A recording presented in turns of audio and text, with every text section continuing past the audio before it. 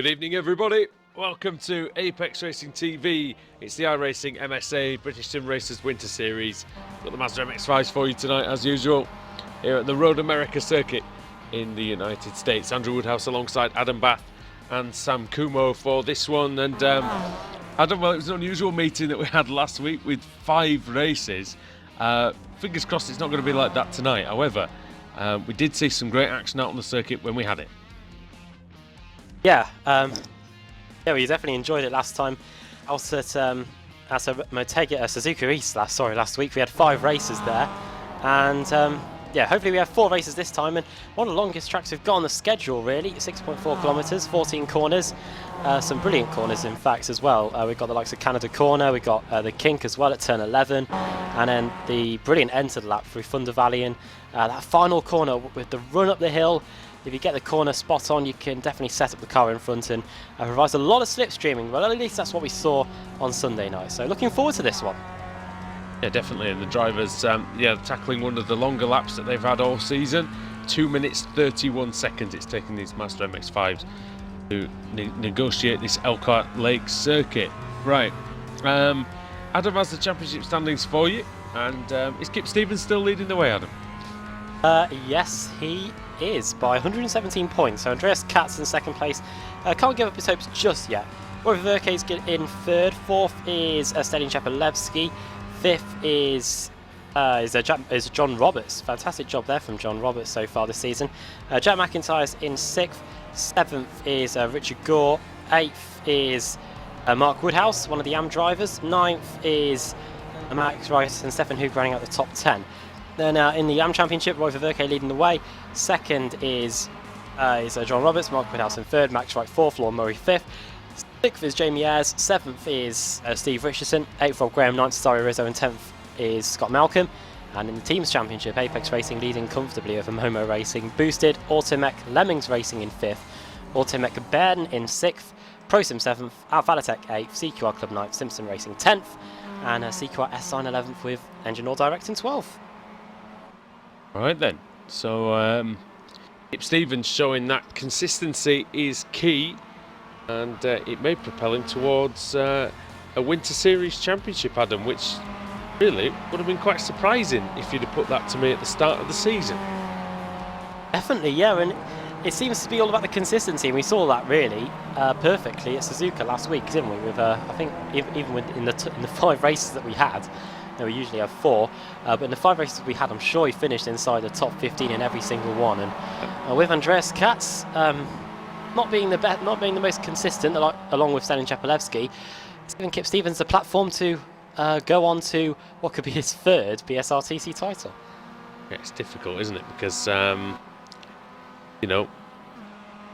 being fast obviously isn't the be all and end all. But Stevens seems to have a knack for keeping himself out of trouble and getting good enough results. It's not like he's tootling around and finishing 25th in every race, is it? He's making up the positions as and when he can, and like you said, getting those top 15s, which is giving him enough points to just stay ahead. And there's only 8 races to go, and he's up in 13th place in the practice session. So if you can replicate that and start roughly there, he's going to be looking at heading towards a good meeting, I think. Definitely. Whereabouts is he doing in qualifying in the moment? Not too many cars at set times, have they? They're just coming through now. Yeah, because we've only just started the session, and it's a 2.5-minute lap in these Mazda MX-5s. And don't forget, we've got a few penalties because Suzuka wasn't the cleanest of race meetings, especially considering there were 5 races. So an extra opportunity to get yourself into trouble. We'll see. I'm sure Julian Janowski or Alex Smolensky, I'm sure those two drivers might be starting at the back of the grid for this first race. There'll be a few that are starting at the back, I would imagine. Excuse me. As Kip Stevens did have a slow lap, but he did get a time in, and that's the philosophy I think you've got to have. You've got to get that banker lap in. Our colleague Alex Simpson, he always says it, doesn't he? You've got to get that first lap in, takes the pressure off for the rest of the qualifying session, and then you can really go for it. Alex knows best as well. And I think I have to agree, really. My first lap out of the pits always seems to be my quickest for some reason. Never seems to go quicker after that. But Yeah, yeah, I at the mean, moment, you want to push because you want to get somewhere near the. You realise that after this lap you don't have many left, but that's also a reason not to crash, especially here when it's only a 10-minute qualifying session, and the laps are 2 minutes 30 seconds. You're going to get 3. It's possibly 4, but I don't think you can. I don't think you can physically get 4 laps in round here in that time. I think so. No, in the MX5 Cup, which we're running on Sunday nights, I think the race in total in a 15-minute race was about 7 laps. I think we had about 7 laps in a 15-minute race. So, yeah, in this 10-minute session, you're barely going to get about 3 or 4 in, and that's if you stay out on the track all the time. But the races is going to be 6 laps only for us. So, well, that will come to about 15 minutes. But what it will mean, I think, Adam, is that I think we'll see some good racing because it's going to be reasonably spaced out. There's going to be a lot of room on the track out there, and we should see a good qualifying session because of it as well. Because in theory, you shouldn't get stuck in traffic on such a big circuit. Yeah, that's what's going to be the good thing about this circuit, really. Also, it can help if you have a partner like Andreas Katz and the car in front of him, Selin Chepelevsky, are doing, because there are quite a few long straights around this circuit, and it's useful to have your teammate alongside you as well to help you with a bit of slipstreaming as someone goes off. Dave Christie and Alexander Smolensky have. Well, it started already, hasn't it? They've not had a crash, but Dave Christie's gone, lost it at the final corner. Oh, and Smolensky just drove into the car that was crashed. That one did kibosh Kip Stevens' lap though, as I was watching him go around to see where he was going to be. So he lost about 3 or 4 seconds on the last corner. At the minute, he's the slowest of the drivers to have set a time. Sorry, apart from Simon Roden in 20th. You can improve and the fact that he got on the track? badly balked out of the final corner isn't probably going to help this last lap either. It's a long run down to turn 1. Well, up to turn 1. Need the speed up the hill, definitely, yeah. And there's a certain line that you really need to take as well, especially when you're on an outlap, so you can get the best possible run down the straight. Who else is just coming around to complete a lap? We've got Lee Barmer coming up the hill. He is in 28th place. He's car 28, I should say. Hasn't set a time. He was 21st in practice. Comes across the line and is an invalidated lap, so he's going to go on his way one more time. Well, he does have the time. There's 30 seconds to go in qualifying, so yeah, it's quite a few people. Like, for instance, Stelin Chepelevsky is not going to make it round for another lap at all, so he's out of it. Yeah, Andreas Katz hasn't set a time yet. I don't know if that's because of a penalty, Adam, or whether that's because of a maybe poor driving in the qualifying session so far. Who were we talking about just a second? Katz. Oh yeah, Andreas Katz, yeah. Interesting, really. Whereabouts is he on the track at the moment? He's just on his way to Canada Corner, yeah. So 2:31.571. That was enough for 3rd place in practice, and that would put him, if he did it now, 2nd on the grid. So if he can repeat that time here in the dying seconds of qualifying, he hasn't got his teammate with him anymore. Stelin Chepelevsky might have just helped him a bit down the few straights that we've got. See what he can do. What a couple of quite fast right-handers, really, for this MX5. Onto the main straight they go. Up and over the crest. Towards the line, and Andreas Katz goes 3rd. 2:31.729. Lauritsen goes 2nd, so that's a good time from him. Katz had abandoned his lap earlier due to a damage. Yep. I believe you're allowed to do in this championship. I know in the Pro Series. I think you are, yeah. And the Kia Cup, I think, as well. I got done in the Kia Cup for leaving qualifying and getting a brand new car. And that meant you were banned from the next one. Yeah. Which, well, kind of ended up okay.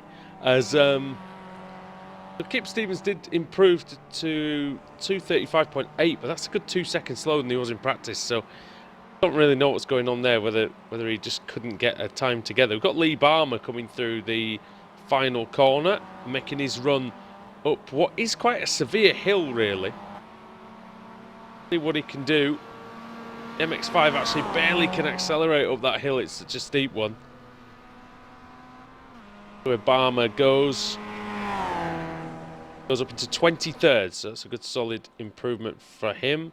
Over the line is Jamie Ayres, who was 18th. He's up to 14th. And likewise, Cesare Rizzo's just done a lap that's just put him... in fact, that was an invalidated lap, but he was 10th anyway. So Rizzo clicking quite nicely with this MX-5, Adam. Yeah, we'll see if we can translate that into the race, because Suzuka last week, he seemed to be off more times than he was on. Still a fast lap for Tristan Bottas? Where is Bottas, actually? He's coming through Canada corner now. Could still be a fast lap, possibly. I believe so. He hasn't he hasn't shown us checkered on my screen, so we'll see what he can do now through Thunder Valley and into the penultimate corner, which I think is Bill Mitchell bend, and then into turn 14, the final corner, and onto the front straight, the Road America straight. It's called. Could have been worse. It could have been Phil Mitchell bend, couldn't it? Down the last corner comes Bottas, and is he abandoning? He is abandoning. He mustn't have made it over in time, so I believe, Adam, we have our qualifying result. Yes, indeed. I think as Forster Matern comes, as I think these guys are all on in laps. I believe, yeah, Matern's going very slow. So yeah, we're running through the grid. Senin Chepelevsky then starts on pole position. That is his... Oh, I haven't even got his pole position name on my timer screen. So I think that's about his fourth pole position of the season. Second for Alex Lauritsen, third for Andreas Katz, fourth Richard Gore, fifth Pete Newman, 6th Steve Hefford, 7th Nathan Davis, 8th Gareth Hickling, 9th Colin Robinson and 10th is Cesare Rizzo, 11th for Rob Graham, 12th is Nick McCarron, 13th John Roberts, 14th Jamie Ayres, 15th Peter Van Gool, 16th is Forster Matern, 17th Tristan Bottas, 18th Lon Murray, 19th Max Wright and 20th for Stuart Atkinson, 21st for Stefan Hoog, 22nd Steve Richardson, 23rd for Lee Barmer. There's Kip Stevens, championship leader, starting in 24th place. Interestingly enough, he was 13th fastest in practice, so he was 2 seconds slower than his practice time in qualifying. Simon Roden finishing starting in 25th, 26th is Mark Woodhousen, and the cars didn't set times because of penalties. Alex Malensky heading them up in 27th, then it's Dan Hunt in 28th, fastest man in practice as well. 29th for Laura Bond, 30th Julian Janowski, 31st Joe McFadden, 32nd Roy Ververke, 33rd Ashley Blake Hood, Michael Blake 34th, Scott Malcolm in 35th, and Dave Christie starting stone dead last in 36th place. Thanks very much for that, Adam. Yeah, it's going to be difficult for Daniel Hunt, but I think, you know, he's got some time. He's got laps, so he might be able to get himself into a good finishing position. Still waiting for the front two to make their appearance. The starting grid. Can't wait for the BSR TC Pro Series. I know I've only got 2 weeks left of this one, but really looking forward to that starting in just a few weeks' time, Adam. Definitely, yeah. I think this finishes at Le Mans as well next Thursday, so that should be fun as well. Well, we know exactly what the Circuit de la Sarthe can bring us. And I'm sure we'll see some fantastic racing there at the home of the 24-hour race next week. Don't miss that one. Okay, we're still waiting on Stelian Chepelevsky. There he is. Okay. Not long now and you can hear the cacophony of noise here at Road America.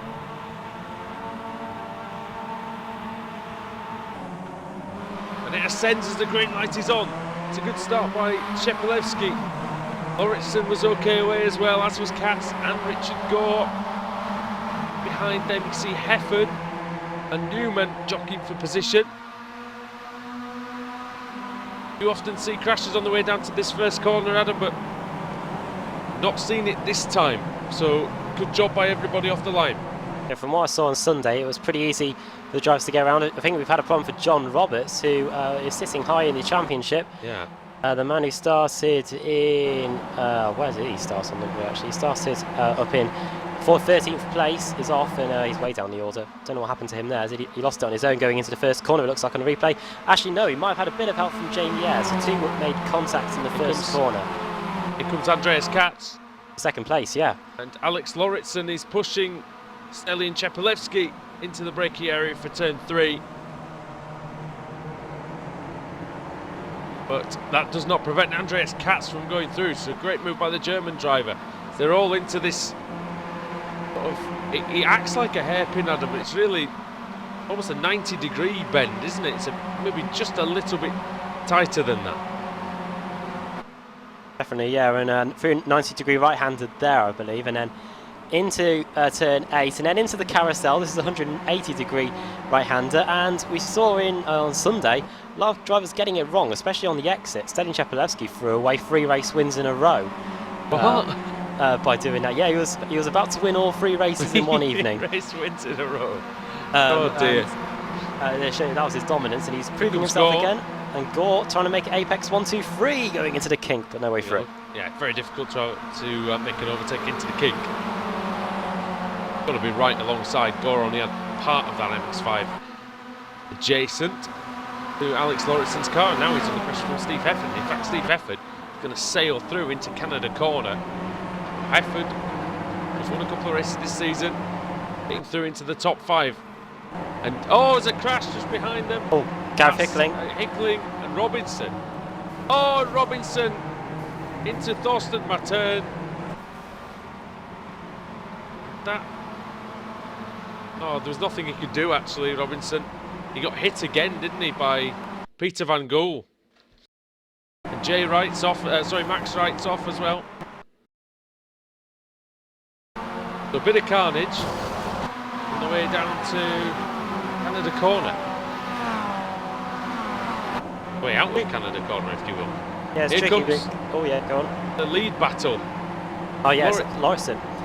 Lauritsen pushes Cheppy again, but it didn't work last time. Katz was still able to go through. Has worked this time. Chepelevsky through into the lead, and this time Lauritsen manages to follow him through. Hefford! Oh, dear me! What a good save that was by Steve Hefford. Oh, he's going side by side down the back straight now with Nathan Davis and Richard Gore as well. 2 Apex drivers there. And at the same time, looks like Katz is trying to go for second place, going into turn 5. And he's going through, he's got second place. Andreas Katz should be through there. And at the same time, Hefford versus Davis. And that is Hefford up into 4th place now. Yeah, it's a good start to this race from Steve Hefford, Momo Racing. Head of Richard Gore, Nathan Davies, and you got Pete Newman and Cesare Rizzo. Rizzo, it seems like he suits the MX-5 a lot more than the Kia Optima. Definitely, yeah. We've seen that all season. He was doing well when we kicked it all off at Monza at the start of the season. Doing well here, up 2 positions already as well to 4th place, mixing it with 2 of the best drivers we've seen this season as well, in Nathan Davis in the Mazda MX-5. And Pete Newman as well. Newman's another one who seems to enjoy this MX-5. Got a battle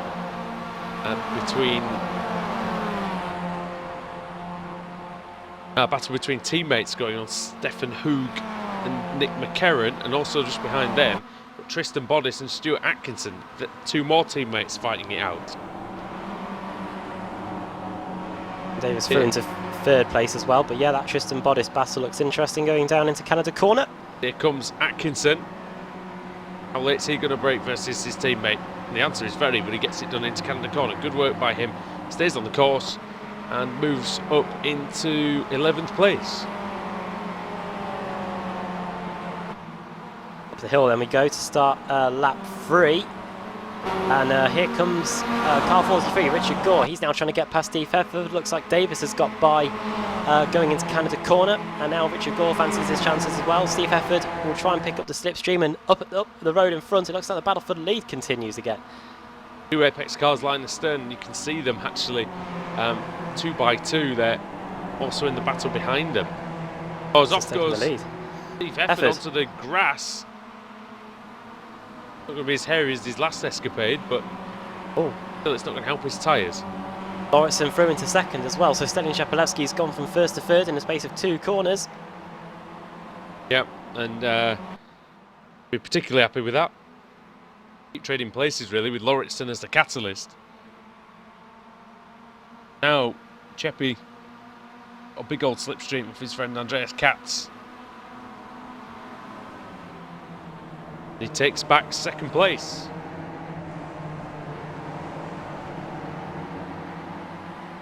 So nice work by the Bulgarian. One of the biggest movers we've had through the race so far. Stefan Hug up 11 positions. Alex Smolensky up 13 places along with Dan Hunt. Those two are back of the grids, of course, for their exploits of Suzuka Reese last week. And there were quite a few exploits at Suzuka Reese as well. It was a good meeting. There were a few off-excursions, I think you could say. Off-excursions, yeah, there was. Do the carousel. Do not want to have an off-excursion there. It's just gravel trap and then run off. And then, sorry, not very little run off and then you hit the wall, yeah. Leader's very, very close again. Can't escape, can you, round here? Not in these cars. Here he comes. Here comes Stelian Chepelevsky to get the lead back. It's been a roller coaster of a lap for him. First to third and now back to first again. Going into the Canada corner. How long the lap is, isn't it? You can see your dreams shattered and then reinvigorated.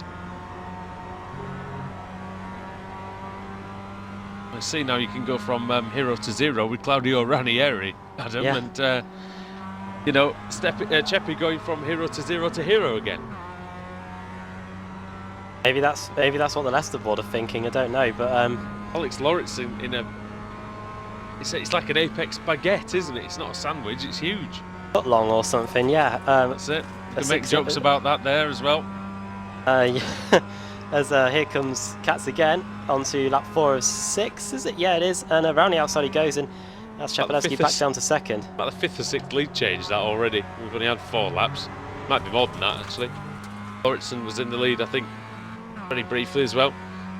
Rizzo going off, but staying within touching distance. They're doing this pretty well, I should say, because they're not allowing the other cars behind to get drawn into it too much. Davis and Gore have gained a little bit. Well, Davis and Gore have, but nobody else really has. It's just the fact that, are they maximising their potential by battling so hard? I don't know. However, there is only 6 laps, Adam, so they can't wait too long, can they? The thing. Oh, yeah. As Cheppy goes through again.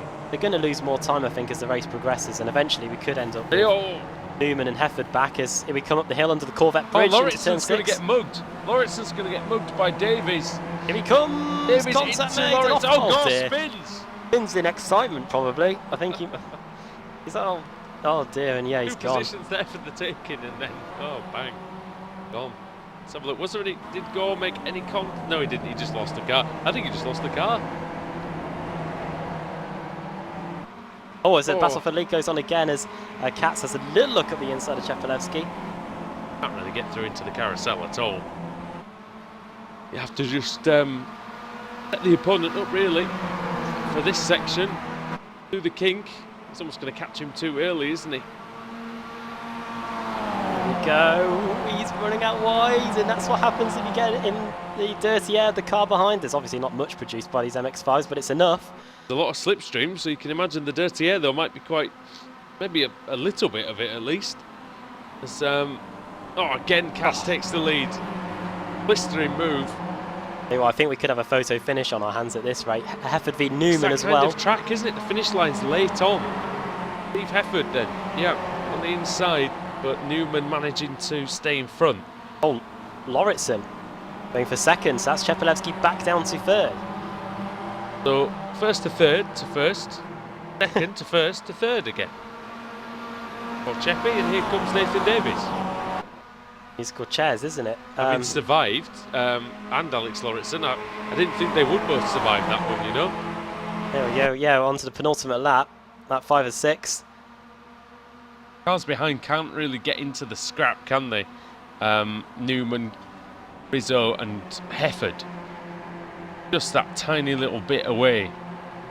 That's my Richard fanciest. Gore, get back into the race. No, he's in the pits. I've picked up a bit of damage from the wall. It's pretty punishing, the concrete walls around this circuit. Yeah, they're not like the safer barriers you see at some other circuits. Yeah, if you have a crash on this back straight, which we did have on Sunday, then yeah, Oh. you're in for a bumpy ride. We've seen some mega crashes over the years down here, haven't we, as well? Yeah, and Kia Optima, it was a race that we weren't broadcasting for some reason. I can't remember why, but yeah, we saw some big crashes on the Facebook group. As here comes Davis from a long way back, and we saw that happen before as a Rizzo's gone off somewhere, and yeah, that's Davis through into the podium. Rizzo's back on. Davis aggressive but decisive, and yeah, through. Now, for the first time, Katz has a little bit of breathing space. However, yeah, we've had gaps similar to this, about 0.4 of a second at this stage a lap or so ago, and it was back down to 0 by the time we got to Canada Corner. So that shows you how powerful the slipstream is here. Szczepilewski's already got the gap down 0.2 in the last few corners as Dave Christie drops down my timing screens for some reason.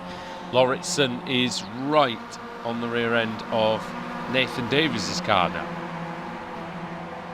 He's going to have that move into Canada Corner as well, and the fact that Davies has put 2 quite forceful moves up him in the last couple of laps leads me to think that Lauritsen's not going to take this one easily. Here he comes then into Canada Corner. The penultimate time, up the inside he goes. Good late braking there by Nathan Davis. They both go in. Forces Davis out a little bit. He was a bit sideways, Lauritsen. I think he had every right to do that after the preceding moves as well. Now he's going to chuck one on the inside of the final corner. No, it's quite difficult to pass there. We get the slipstream though up the hill. As Stelian Szczepilewski now has the slipstream as well. Right in the toe of Andreas Katz's car now. Apex Racing UK fighting out at the front. And it looks like Stelian is through again. Yeah, so in the blinking of the eye, it's like a second. He was a second behind about half a lap ago as Davis continues to hold his own against Lauritsen. Here comes Newman. I said they wouldn't get drawn into it, and they have. If these two pile into each other, it would be like Christmas Day for Kip Stevens, won't it? Yeah, it'd be like Dries Nice at Brands Hatch a few weeks ago when Sutton and Savinovic took each other out. Yep. Into the back straight we go then for the final time. It's all about the battle for the lead and the battle for the final spot on the podium. Yeah, let's see exactly what we can do there. What sort of excitement's going to happen here as again Andreas Katz takes the lead now. Oh, Newman round the outside of Davis all of a sudden. Lauritsen's down to 6th. Just pure. Oh, Lauritsen now on Hefford. Hefford was a tiny bit slow through that left-hander. Lauritsen through, is he? Yeah, he is. He has just cleared him. Well, this is a great section in the middle of the lap as well. Very technical. A fun section. Where Szczepilewski seems to make the most of his time as well. Problem is, for Katz, is that long run to the finish line. It's going to be super close. I think you're right, as this is the final lap of the race, of course. You are spot on when you said that there could be a photo finish here. That's trying to disturb the slipstream even before we get to the kink going through this right-hander. 0.6 of a second is the gap. Running so wide to the grass there. This is pretty much perfect for him. He'll gain 0.3 or so here. All going to be about the run out of turn 14 then, isn't it? Katz might just have enough, you know, I don't know. 0.3 of a second, 0.2 of a second going into Canada Corner. Cheppy's a man on a mission. Oh, he's sideways. Sideways settling Szczepilewski. Is that going to cost him? Andreas Katz then, 2 corners to go. I think he's going to have enough, but it's going to be close. Might be right. Katz is perfect through that final corner, just a tiny bit wide. Now here comes the drag. Up the hill, slipstream in effect. The line is quite late. See it there, and it's going to be Andreas Katz that wins the first round of the night here at Road America. From Szczepilewski, then Davis, then Newman. Lauritsen 5th with Hefford in 6th. Rizzo in 7th. Still fighting it out. Look at this, Michael Blake and Tristan Bodis. He's going to be really close, Adam, now, I reckon. We're super close.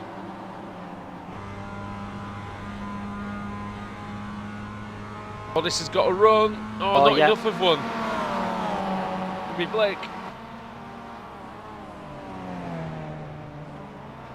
Oh, very Christie. close. Christie and Bond. Christie and Bond. Oh, Bond. Was it Richardson? Sorry, Christie and Richardson, yeah, by 18 thousandths. It was Richardson just ahead of Christie. Bond in 21st place. Those two cars have both been off at some point during the race as well. We're still waiting for Simon Roden to come across the line. Yeah, Roden's struggled a bit with this Road America circuit, I think. Quite a few issues for a few drivers as well. We had a 36 car grid, only 27 finishing on the lead lap.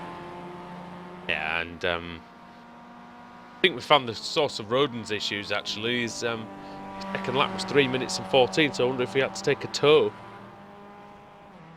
That could have been the cause of the automatic driver's issue. I can tell you that Roden did make a trip to the pits. Mattern did as well. Janowski is in the pits. He's been, yeah, same for Viverke. He made a trip to the pits. Who else made? John Roberts been in the pits twice. Hello, Kip Stevens didn't make it to the end of the race. Now that is a disqualification, along with Stuart McFadden. So I wonder if those two might have had. Now that looks pretty likely to me. Let's have a tete-a-tete. Have a little look. Oh no, it looks like oh well, I don't know actually. Stevens did go off.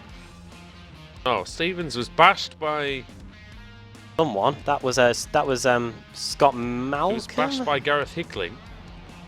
Scott Malcolm. Yeah, it was 3 into 1 going into that corner. Scott Malcolm. Oh yeah, that'll be 2 4Xs possibly in the.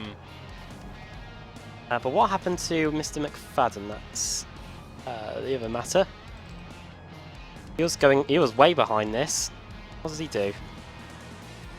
Was he disqualified? Oh, let me just check. He's going into. Who, Thorsten Mattern? No, McFadden. Oh, McFadden, sorry. Oh, he got disqualified for loss of control. He lost it on his own. Ah. Yeah, did not make it to the line. Is there still... Oh, Thorsten Mattern... Is anybody still going out here? Because...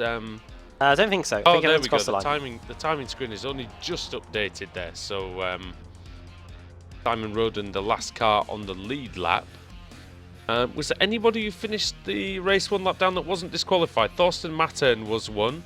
Roy Viverke was one as well. So they'll be the ones who I think have to debate the full, if we have a full reverse grid. Adam, if you take us through the finishing order then for round 1 of the day here at Road America.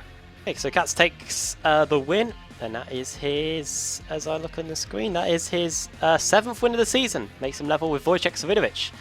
Then Shepelevsky, 2nd place. That is his second place of the season. Only his 2nd. Nathan Davis gets the podium in 3rd. Pete Newman 4th. Lauritsen 5th. Was in 2nd and was leading as well at one point. 6th for Steve Hefford. Cesare Rizzo 7th. Stefan Hugen 8th. Rob Graham 9th. And Dan Hunt from the back of the grid to 10th. 11th for Jamie Ayres. 12th Lee Barmer. Michael Blake 13th. Tristan Bodis 14th. Alex Smolensky 15th. 16th for Stuart Atkinson. 17th for Gareth Hickling. 18th for Scott Malcolm, 19th Steve Richardson ahead of Dave Christie. Those two very close to the line. Laura Bond 21st, 22nd Mark Woodhouse, 23rd for Nick McCarron, Simon Roden 24th, then Kip Stevens 1 lap down disqualified. Julian Janowski 26th, 1 lap down. I believe he finished under his own power. Stuart McFadden disqualified in 27th. Thorsten Mattern also finished in 28th. Roy Viverke 29th and 30th for Richard Gore, 2 laps down. 3 laps down in 31st Max Wright, 32nd Colin Robinson, 33rd John Roberts, 34th Peter Van Gool, 35th Lon Murray, and Ashley Blake Hood didn't take the start. Right then, it's time for the reverse grid wheel. Those who are new to the series, we spin the wheel 3 times in the evening to get the pole position number for the following race. All the numbers, as you can see on the wheel, are eligible, and there will be a couple of full segments as well. So full will mean the last point scoring driver will get reversed onto pole. Let's see what that race 43 I should say. 43. We'll see what that will be any second now. Await the number. You can see it on your screen before we can. 27th. So that will probably be. He says Stuart McFadden. Was he disqualified, Adam? He was disqualified, I believe. So it'll be Julian Janowski, I think. He was disqualified. Was he? So it'll probably be Thorsten Mattern or Roy Ververke that will get that one. I think Thorsten Mattern probably will get it. He did make a pit stop during the race, Janowski, but Yeah, we'll see yeah, what. we'll see what happens. We'll see what happens. It's not often that we get disqualified drivers ahead of drivers who weren't disqualified and seem to have been classified ahead of them. I think for the race organisers, keep them less stressed. I think they might just do it for Simon Roden. But yeah, we'll see what happens for race 2. We will. So join us back here then in just a few minutes' time for the iRacing MSA British Sim Racers Winter Series.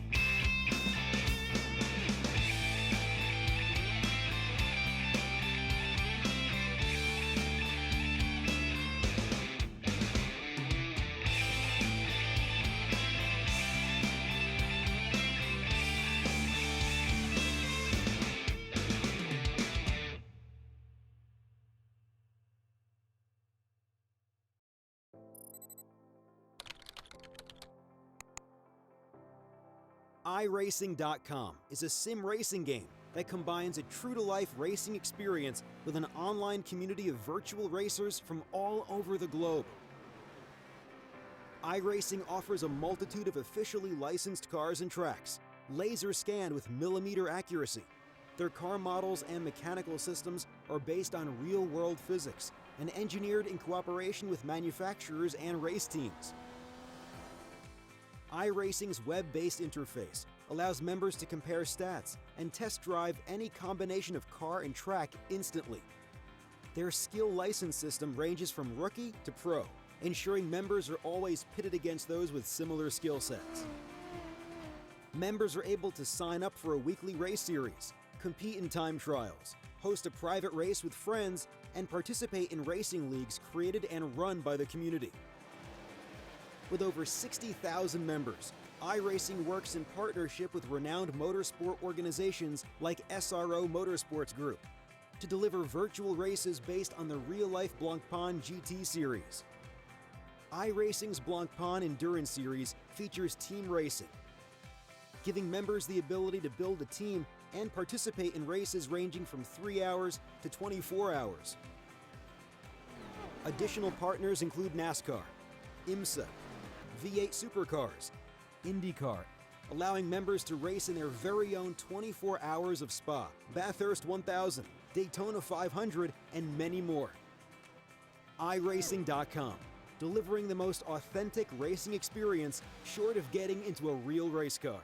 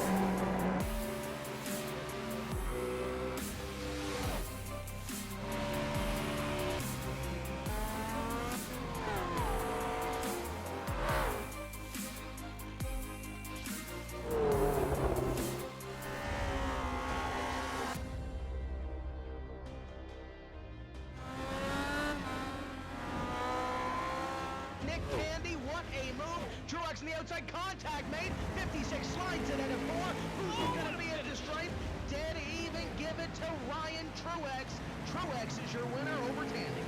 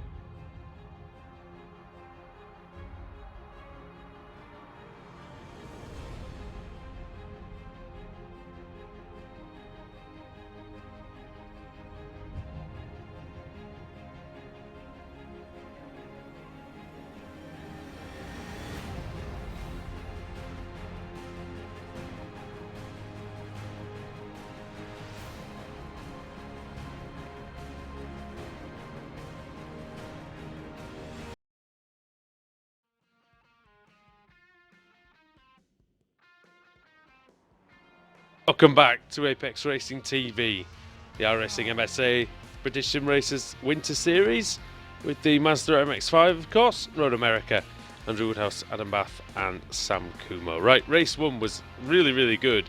Many lead changes due to the nature of this circuit. We've got to expect the same in the last 3 races of the day, Adam. Yeah, I'm enjoying every moment of this so far. Race 2, Race 3 and Race 4, bring it on, I think. We're going to see the drivers working their way through the field as well now, because we've got a pretty sizable reverse grid. And we're going to have constant lead changes at the front. To be fair, it's almost like the races we used to see at Watkins Glen, really, with the constant lead changes that we've had due to the super long straights we've got at this circuit. Yeah, long old circuit for this car. We were just talking off air, saying that it's just because compared... excuse me, we had quite a clean race. I seem to think that that was mostly because the slipstream was so much that drivers didn't really have to risk a lot of overtaking moves in the corners. They could just really wait for the straights. A bit like current F1 and the sort of the DRS situation. That's kind of what we've got here tonight. Risky though in turn 1, I have to say though, because it's quite a quick entry into the corner, and there is that gravel trap on the outside just waiting to send you off, and then pretty much after that gravel trap you've got a big tyre barrier, so you haven't got much time to rejoin. As well as that, Canada corner, if we see any overtakes trying to get attempted into there, it's never usually ends well around that section. No, and you see cars spinning off at the exit of that corner as well. The wall's very close. Many a race has been ended there over the years, I think, as well. So going to be intriguing. Let's have a look at the track temperature. It's 27 degrees. It's 21 degrees with the air temperature. Virtually no wind, which is quite a lot different to what we've had in the UK today. Oh yeah, Storm Doris for you guys in America that are wondering what's going on here. Yeah, it was very windy. Yeah, I think my tram broke down on the way to university today, so I had to get onto a different one. Look, it didn't fly off the. I know, I did think the rails. I did feel like it was. I did think it was going to happen at one point. But yeah, no problems like that happening in Wisconsin. But just I wonder how. Yes. I wonder how Lewis Hamilton and not Nico Rosberg. I wonder how Hamilton and Bottas got on testing doing a few show runs in the new Mercedes in Storm Doris. That'd be interesting. That would have been interesting. Hamilton did say that he couldn't drive it really very fast because of the wind. So. Yeah, interesting thing. I mean, the gusts of up to 90 miles an hour we had today, which is, I know you guys in America have tornadoes and things like that, but yeah, we're not used to stuff like that here, are we? No, exactly. Well, Julian Janowski's on pole, so that was something I don't think we were calling before the break, but there you go. Kip Stevens starting second, Simon Roden third, Nick McCarron fourth. Two got disqualified, didn't they? Well, there you go. Kip Stevens up there in second place. We know Stevens got disqualified. We're not 100% sure about Janowski, but basically, yeah, I don't think it's right. But never mind, we'll figure it out after. Well, Christie in 7th, Richardson 8th, Malcolm 9th, and Gareth Fickling rounding out the top 10. Our winners are starting in 24th and 25th. All right. It'll be fun. Here we go. To that sound. Green light is on. Oh, somebody turned. Oh, there's a big pile up already. There's a pile up already on the start. Somebody turned sharp right. And there's several cars that haven't even made it to the start-finish line yet. What's going on there? It was a car that went sharp right off the start. Well, ladies and gentlemen, Laura Bond. Oh dear, my. It's like Giancarlo Fisichella or something at Malaysia a few years ago. I've completely lost my words on that. I don't know whether she forgot to turn the steering wheel back to the left before the race got underway. It didn't go well, did it? Oh, yeah. Let's be honest. I couldn't see because I saw a white car. Oh, and there's a car off. Looks like. It's Davis, probably. Oh, it's Davis. Yeah. It is Davis, you're right. I was trying to see he was an Apex car. Well, no, all I saw was a car spearing off to the right. Yeah, and there's Laura Vaughn. And then the car that emerged out of the smoke was Dave Christie. Oh, speaking of Christie, he's gone. He's into the wall. Ah, well, right on cue that. Don't reverse back into the racing line. Well, he gets going again, and because of all the shenanigans, he hasn't lost too many positions. He's only down to 25th. Three places, I think he's lost this one. But Julian Janowski leads, Kip Stevens second, Simon Roden third, McCarron fourth. Alex Smolensky's gained 6 positions along with Tristan Bodis out of all of that. Richardson 8th, Michael Blake in 9th, and Jamie Ayres in 10th with Lauritsen, who finished, 5th in race 1. He's now up 11 positions to 11th. Must have been some kind of unfortunate, some kind of technical error for Laura Bonds, surely. Oh, that was like a steering wheel, a steering failure or something. Yeah, do you ever leave the pits though, Woody, without realising that you've still got the steering wheel at an angle? I've done that before. But I mean, could have been anything, couldn't it? Maybe the light went green and it pulled right. I don't know. We've seen it before. Janowski battling with the very limits of Canada Corner. Oh, I think we've lost Gareth Hickling again. He's back in the pits along with, we've had a crash in the kink. That's what's happened. Gareth Hickling going through the kink, loses it because he hit the curbs on the inside. Involved in that as well. And, oh my word, no, it was Colin Robinson and... Sorry. There was an Apex car that got involved in that as well. That was Nathan Davis. Let's assess the damage then as we finish lap 1 of 6 here at Road America Circuit. Julian Janowski leading by half a second from Kip Stevens. Now this could be a great opportunity for Stevens to win a race though, Adam, and really cement this championship. Hasn't won a race this season, so yeah, this best opportunity. Neither Janowski. And McCarron in third. I don't think he's had a win either. Has he got a second place to his name yet? I think McCarron. No, he hasn't. I think he's had a win, but he's had a pretty decent season. Here we go then. What can Stevens do about Janowski down this back straight, long back straight really, which isn't really straight again. It's another straight that isn't straight. I can tell you that the whole of the top 10 haven't won a race this season, so all of them. Yeah, all of them haven't got a win inside the top 10. So there you go. Smolensky not won one, no. No, he hasn't. That's what my data sheet says anyway. That's too busy. He's too busy trying to overtake people. I lied. Yes, Smolensky's won 3. I was going to say, because I thought that was because he was too busy overtaking people on the grass. It didn't surprise me for some reason. But... So everyone inside the top 10 apart from Smolensky is trying to get that first win this season. And meanwhile, outside the top 10, leading the charge is Stelian Chepelevsky in, I think that's 11th. And then it's Steve Hefford in 12th and Alex Lauritsen in 13th. Although they're side by side, Hefford and Lauritsen, doing the left-handers before the carousel. Hefford sticks to the inside, Lauritsen. Oh, Lauritsen very quick through the middle of the corner, Adam, but nowhere for him to go. No, and it's the joy about the carousel really. You can take different lines throughout the corner. You can try that early entry in and then try and get the best apex on the exit. And, here he comes. Speaking of exit, Lauritsen's exit strategy has worked exceptionally well. Speaking of apex, Katz looks like he's trying to get in the mix as well going into Canada Corner. Nice clean move by Alex Lauritsen though. Very nice. Oh, I hear contact. I can hear something. What's that? Is it Smolensky? He's up into second. I know something might have happened there. Just having a quick look back on the replay. Oh yeah, that's what it was. Smolensky and Janowski going for the lead going into Thunder Valley, and I think the two made contact. Yeah, Smolensky just had to go onto the runoff area. Smolensky couldn't claim the lead after all, so now he's trying. He has now. Yeah, he has now. Well, he's got the speed anyway. Yeah, Janowski was scored the leader in that lap, but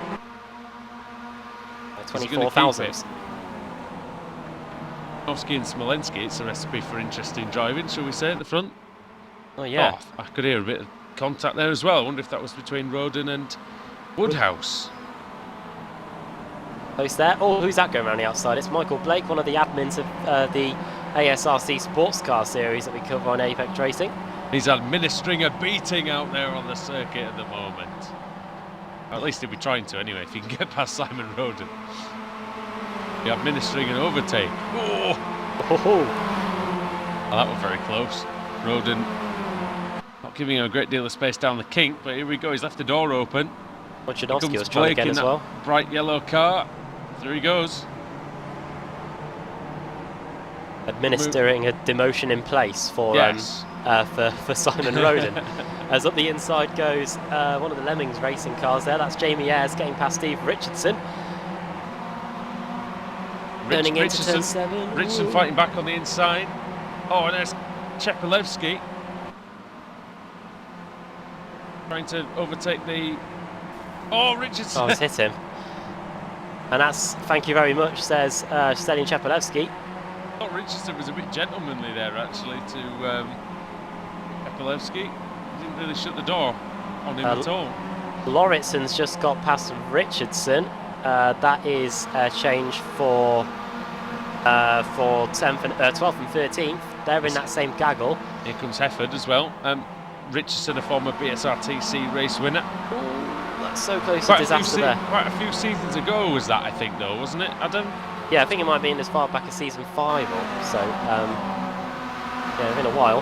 As Gore gets past Richardson going into Canada corner. Going on at the front then, Smolensky's leading by about a second now, so he's done a good job to clear Janowski and pull away as well. I'm just surprised that, I'm really surprised, Adam, that Kip Stevens hasn't tried to seize this advantage that he had of being at the front of the race, because the top 18 drivers are covered by 10 seconds. This is the sort of race where he really needs to get clear of those guys like Chepelevsky and Katz and Hefford and those people. Still trying to be consistent, I think, probably. Third place is still pretty good, and he's still in the rear of Julian Janowski, so I think he's pretty happy sitting in this position at the moment as Nick McCarron now gets past Kip Stevens going into the first corner. Don't get me wrong, it's not a bad strategy, it's just I think it would have been a good opportunity to try and take a win. Really hammer it home. Seen him take wins in Nikia Optima as well, especially in the showdown. Came close to winning the title. If it wasn't for Savidovic taking him out, in fact that ended Savidovic's championship hopes as well at Motorsports back in 2015. Well, even though that's the thing, is the champion of season 1 and season 2, but even as the leagues progress and even as the field has really increased in quality, he's still able to fight up there on many occasions, as McCarron now through into third place. Good job from Nick McCarron. He's eyeing second here. We're going to have a look on the inside of Julian Janowski. No, he's not. Was it Janowski hasn't had more for Smolensky really in this race? Janowski was a Kia World Series champion. Before that all folded, Adam. Yeah, did he win the last one? Can't remember. I know that he won one of them, didn't he? I think he won. Did he win the first one? He won the first one, didn't he? I know Diogo Melro nearly won it, but he crashed Blake's out. off. Michael Blake's off. Oh yeah, he's back on again though. He is, but he's lost 3 places. It's going to be 4 to Lauritsen. He lost places to Roden and Chepelevsky and Katz. Lauritsen now. Sorry, Hefford nearly disaster there. He was sliding on the exit of the carousel. He's got a bit of a damaged car as well. That's not a place you want to lose control. Here comes one of the Apex cars. It's Chepelevsky on Roden. And here comes Katz as well. He's not trying to find a way through as well on his teammate and on Simon Roden, Automet car. Roden being very, very gentlemanly there. You've seen this storm of cars coming, Adam, and he can't weather it, Simon Roden, at this point. Well, Roden really getting out of the way here. He looks like, Hefford trying to get through as well, going into turn 14. Final corner on the circuit. I think we lost Evan Hoog, possibly to disqualification, I don't know. 2 laps to go. Only 2 laps to go. Plenty of stuff's happened then. We're going to have a quick look at Stefan Hoog incident. Hoog, where was he? Was 21st at the time. So looks like he got disqualified on his own. The car was already damaged. He had the spin, did he? Going into the carousel. He got an off track. Pesky off track, and yeah, bye bye. He had a spin. Round he went, and over and out he went. Meanwhile, Alex Smolensky is on his merry way, even though he was caught up in that. He was actually caught up in the start line crash, which I don't think we really realised at the time. No, yeah, gained 11 positions out of all of that. Who else has been able to get up there with him? Tristan Bodice at 9 positions. Looks like it's kicking off between Stelin Chepelevsky and Mark Woodhouse and another Apex car. Looks like we're going 3 wide, possibly almost down Down the back straight. Yeah, they've already got past Woodhouse. See if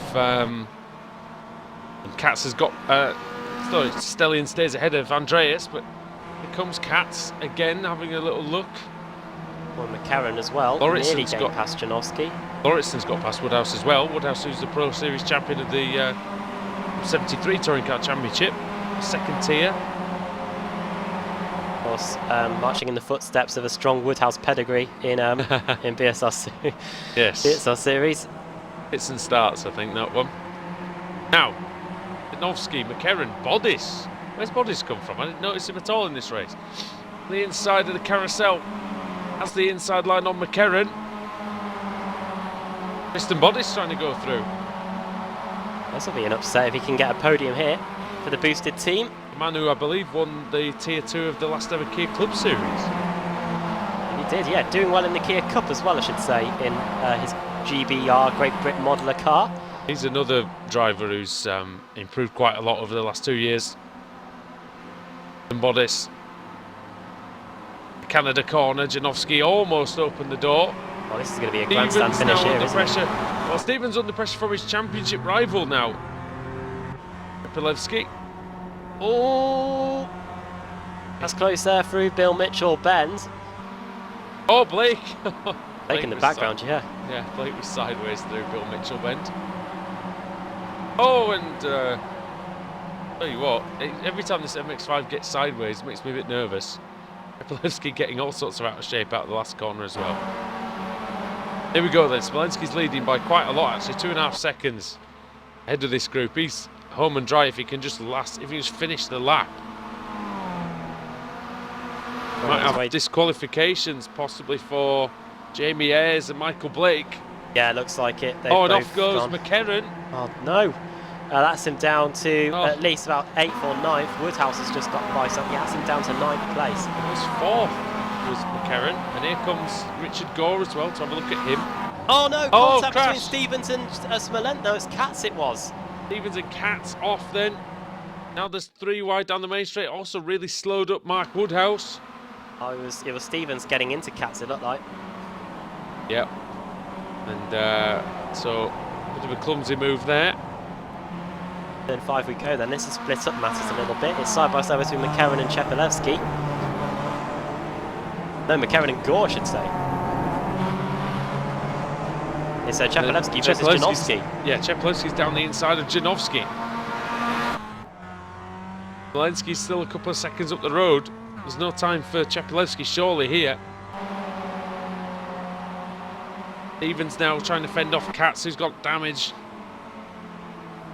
as well. There's that big group in front of them as well, isn't there?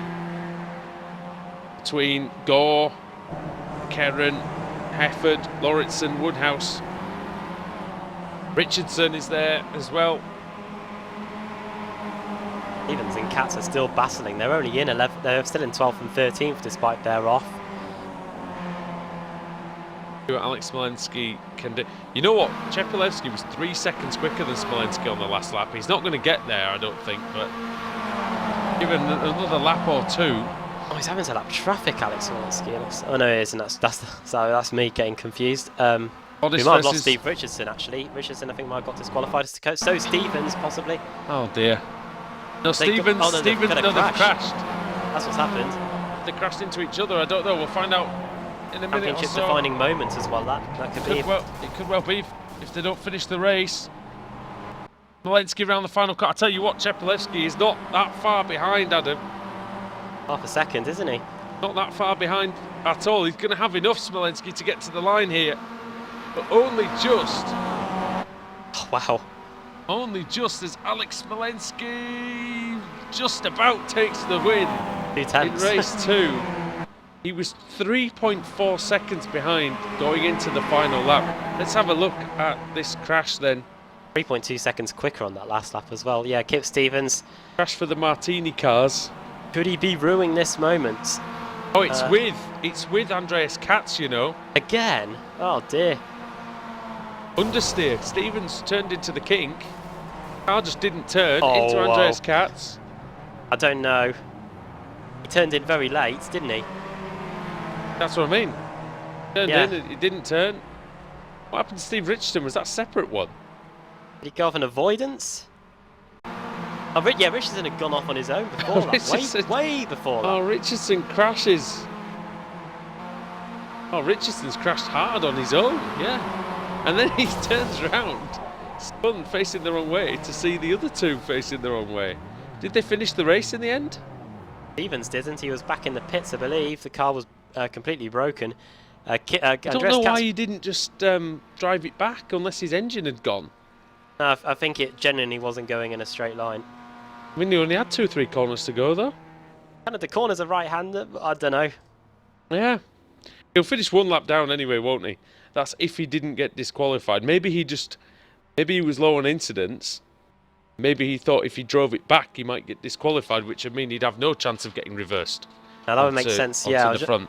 I'll wait to see what the incident points are when they come back through to us when everyone's finished. But yeah, Kip Stevens finishing unofficially in 18th place. And also, we had an amazing finish. I don't know if we didn't really see it on the screen, but we had a fantastic finish between 6th, 7th, 8th and 9th. Oh yeah, Lauritsen, McCarron, Hefford.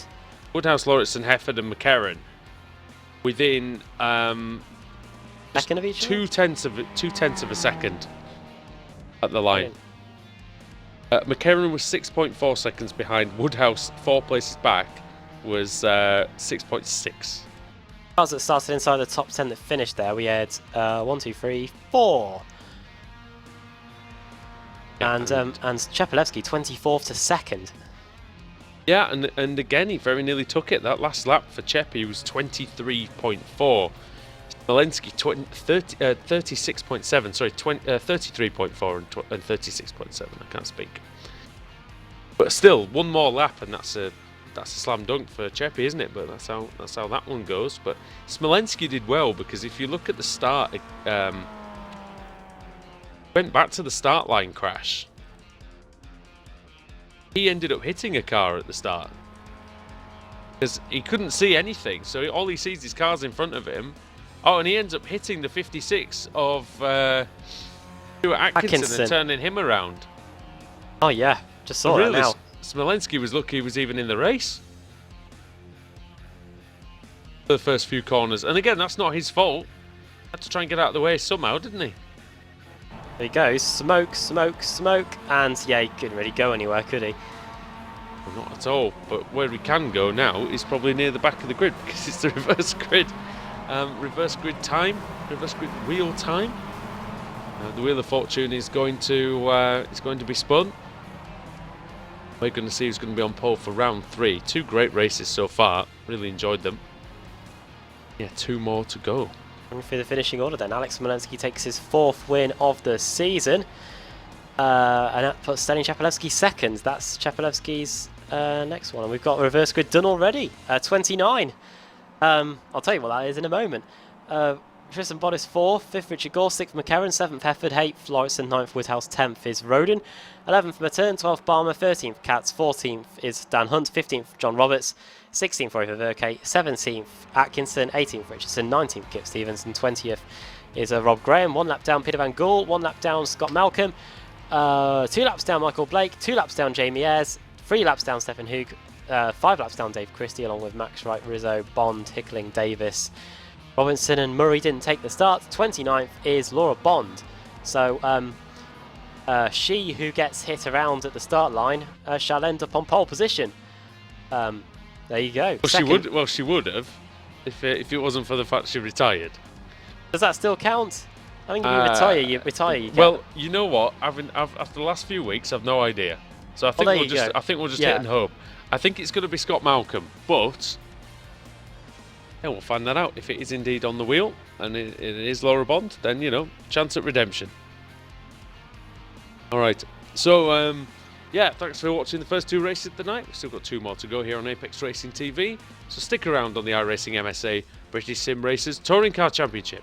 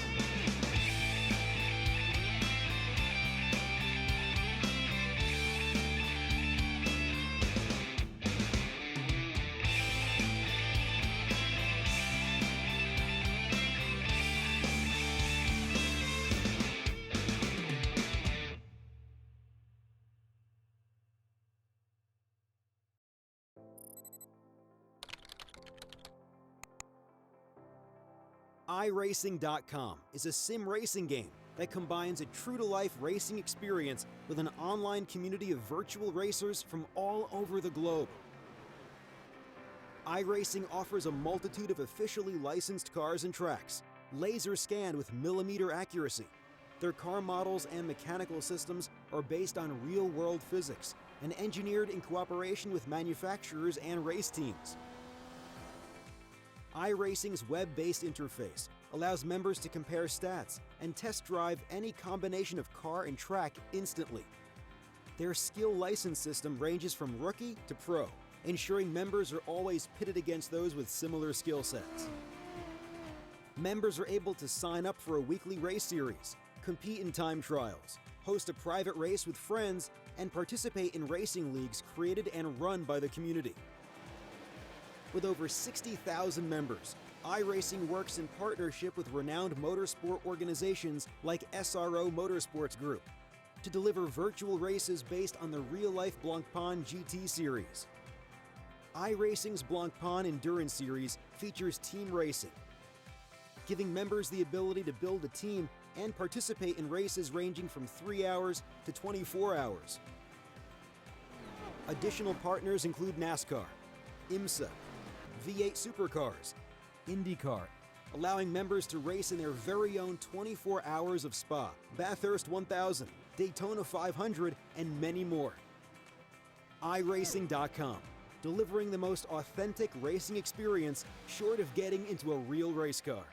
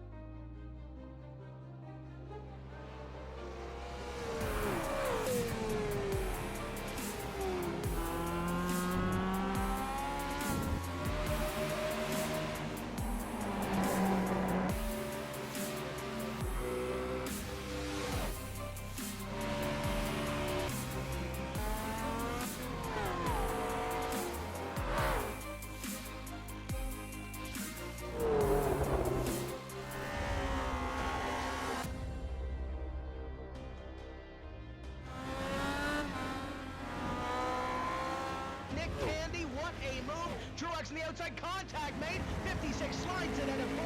Who's going to be into stripe? Dead even, give it to Ryan Truex. Truex is your winner over Tandy.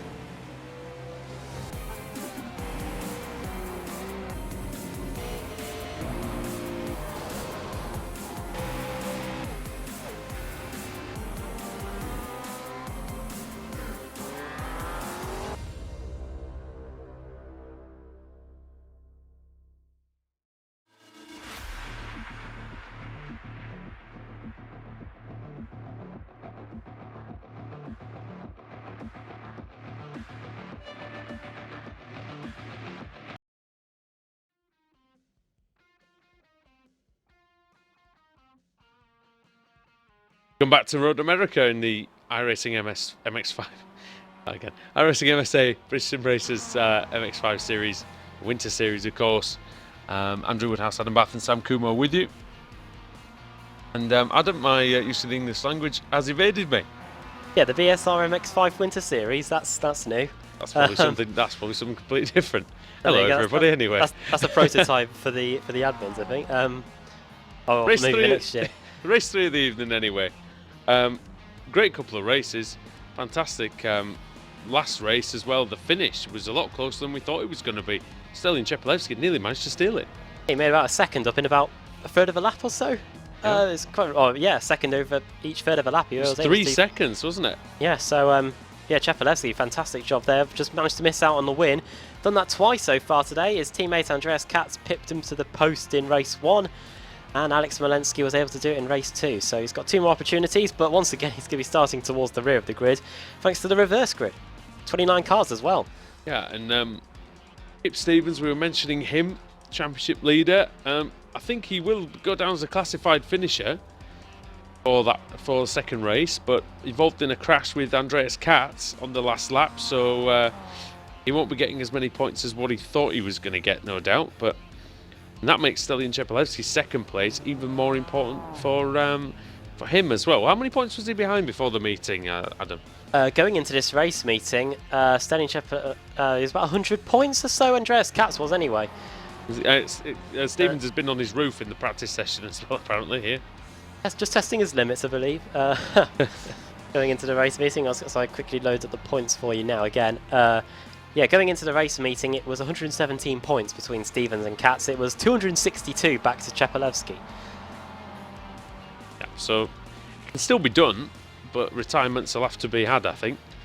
If anybody's going to turn that one around before the end of the season, which is, of course, next week at Le Mans, Circuit de la Sarthe. Yeah, that Kip Stevens is apparently the third safest driver this season. Stevens is? Yeah. Yeah. Behind Robinson and Ververke. That doesn't surprise me at all, to be honest. He's driven very, very well, used good strategy. See whether it comes up to help him here again, and as the grid is up. It's Malcolm on pole, so you were right, Mr. Woodhouse. Van Gool second, Graham third, Stevens back up there in fourth, Richardson fifth, Atkinson sixth, seventh Roy Ververke, eighth John Roberts, ninth Dan Hunt, and 10th Andreas Katz, 11th Lee Barmer, 12th Forster Matern, 13th for Simon Rosen, 14th Mark Woodhouse, 15th Alex Lauritsen, then 16th Hefford, 17th McCarran, 18th for Gore, 19th Bodis and 20th Janowski, 21st Chepelevsky, 22nd our race 2 winner Alex Malensky, 23rd Michael Blake, 24th Jamie Ayres, 25th Stefan Hoog, 26th Dave Christie, what Dave would do for a good race I think, Max Wright starting in 27th, 28th Cesare Rizzo, 29th Nathan Davis and Colin Robertson rounding out the 30 car grid. Incidentally, no Laura Bond after that steering problem in the last race. I wonder if that's something that can't be fixed, but here we go. Green flag flies, here we go again. Road America. Great start by Van Gool. Managed to draw alongside Malcolm. They get past the Automatic car into the first corner. He's on the outside, but he does have quite a substantial overlap. Got Malcolm who manages to keep that lead as everybody's flying through. Look at that sea of MX5s. Tricky spot as well because the circuit narrows down, especially going onto the back straight. Here, contact, but I don't know who it is. It is a boosted car just taken to the grass on the exit. Bodis, is it? It was Bodis, you're right. Justin Bodis having to take evasive action on something. Malcolm v Graham, the two Scotsmen battling it out for the lead going into turn 5. Picking a Scotsman, Scott Malcolm and Robert Graham for the lead then into turn 3. Robert Graham round the outside. He goes through into first position. Bouncing away. I can hear it now going on. I think it might have just been McCarran's car. Alex Malensky's dropping down the order a little bit. He's very slow on the exit, car 13. Over turn 5. Yeah, there were 3 or 4 wide coming out of turn 3. I'm going to call it turn 3. I don't know what the Americans call it, but yeah, the Americans call it turn 5. It's never turn 5. There's not 5 turns before it. There's 2 turns before it. Believe it or not, there's a corner somewhere between the first right-hander, between the first right-hander and the second right-hander. As No, Rob there Graham's isn't. car, yeah, They're lying to you. Fake news. alternative facts, whatever you want to call it. Yes. As a Rob Graham is continuing to blink in and out as he continues to lead. Going through the kink. Oh yeah, he's having all sorts of problems. He's our leader. It's probably a good thing he's in the lead, really. To be honest. Some of the cars to hit. Stevens versus. Oh no! That's Katz has they've gone. collided again. Hamilton and Massa going on. I know, it's where's the shot of Rowan Atkinson, please? As Stevens gets on his merry way, yeah, he's not going to be too happy with that. What happened there? They just got stuck together again. It's just one Stevens corner on from where they collided. Stevens gave us space, but then somehow they just got stuck together. I don't think really anybody to blame there. Now Stevens is 3 wide with Hefford, and oh goodness. I think we can expect Andreas Katz to say he's leaving the championship after that. Oh, there you go, that's me fired. Probably. Well, you haven't been fired yet. Well, no, you did. You got fired on Tuesday as well, so. Yeah, and I've just disrespected one of the Apex drivers, so I'm double fired. Keeping up the consistency levels there. Woodhouse is off. Oh, he's well off, as is Rizzo. Problem there. One way to do it, at least, gentlemen. That turn one. It was, I think so. Using the big gravel there. Lauritson's up in 3rd place. Wow, that's a good start from him. He's 3 wide, trying to get. He's automatically now the favourite, isn't he? Now that Andreas Katz is out of the picture. Yeah, I was picking him out. Oh, he's been hit by Van Gool. Malcolm. Van Gool, yeah, getting in the back of him there. It was Malcolm that got in the back of Lauritsen, I think. Stefanowski getting past Hefford. That's him up to 8th place. He's 3 seconds a lap quicker than Alex Walensky as Davis nearly takes himself out. He's got a bit of damage to the front. And his teammate Richard Gore almost came a cropper thanks to that as well. Oh, look at this battle. Smolensky, Barmer. It's about 14th, 15th, 16th, something like that. Katz is in the Might mix be a bit as well. further down, actually. It's about 17th, 18th, 19th. Katz and I think it's Ayres. Yes, Bodis is in there. Roden and Bodis, yeah. Richardson just in front of them as well. Lost 5 drivers since race 1 as well tonight, Adam. So big attrition rate. Oh, change of participation. Well, it's not yet because Lauritsen has to get through. He's alongside, but it's not a done deal until we go through Canada Corner. Oh, it was nearly 3 wide going into Canada Corner there as Dan Hunt and John Roberts exchange positions going through Thunder Valley. No, there's definitely a change for the lead. Which one's Thunder Valley? Is that the left hand? It's, I believe, I think it's just the run to Bill Mitchell Bend, which is the penultimate corner there. Oh, right, so it's not a corner. No, it's just a straight, yeah. They name the straights but not the corners. That's the American way. That's the American way. I knew there was a song there somewhere. As who have we got there? That's Van Gool And in Malcolm, 3rd, yeah. under pressure. Sorry, putting pressure on Scott Malcolm. Well, that's fighting for 3rd then, isn't it? Sorry. Side by side into turn 1. Giving each other a lot of space. Good respect there given. Oh, Roberts is gone. And there's no space there, and that's the commentator's curse. Oh, and huge incident. Oh, car's in the fence. Oh, it's Stevens, is it? Stevens and... That wasn't Katz again, was it? Oh, dear. No, it was... Did Katz get a bit of it on the way through? So, he did, actually. me saying, oh, Van Gool and Malcolm giving each other plenty of space, and... Who was it that hit Malcolm? Van Gool and Malcolm. I know, but who was it that sent him off into the catch fencing? That was Stefan Hu. And Stevens couldn't do anything about that, and Katz just gave him a bit of a nudge on the way through. Stevens well and truly involved there. That is a big one for the championship because his engine is blown. It'll be a 0. That is going to be a 0. And where's Katz in all this? He's in 11th place now, so that's still Good job from him. Dan Hunt's trying to take a position away from Rob Graham. This is going to be second spot. Dan Hunt performed well on Sunday's race here.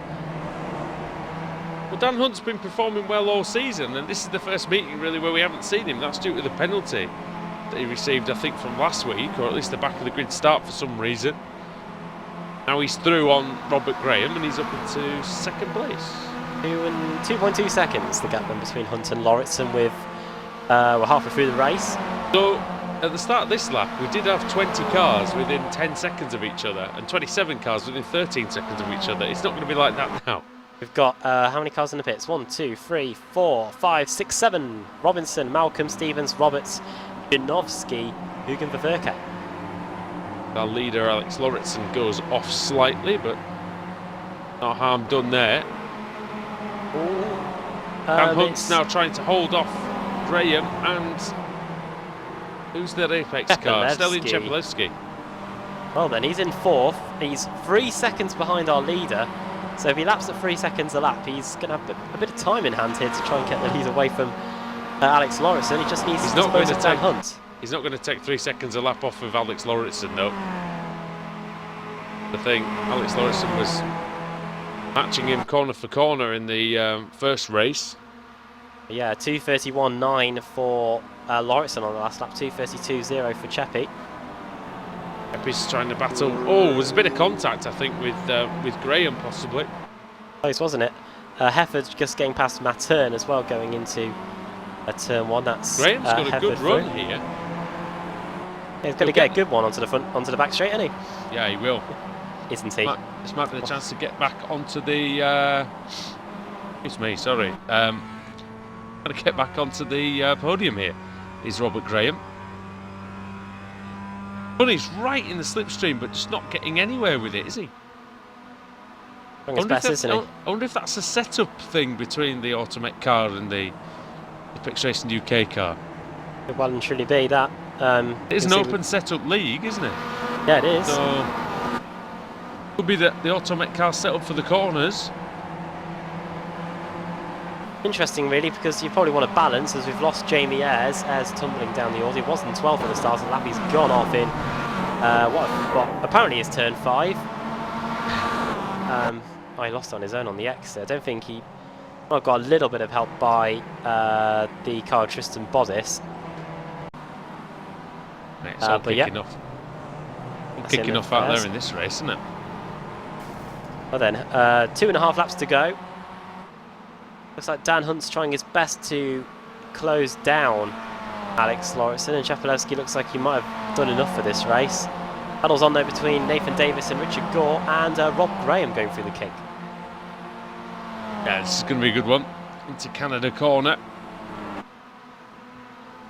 Going to see a move here, but Davis going to get through. Andy's Gore going to get through, or is it just going to be one of them? Well, it's both.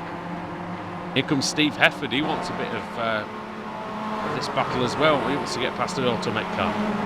Davis has gained 25 positions in this race. Started in 29th. I think that is pretty much stone dead last if you don't include Colin Robinson. He was last, wasn't he? Nearly, yeah. Colin Robinson's still going, lap down. He's had some damage as well. Alex Lauritsen leads by about 3 seconds from Daniel Hunt. Although it's not from Daniel Hunt much longer, because here comes Stelin Chepelevsky. Already alongside.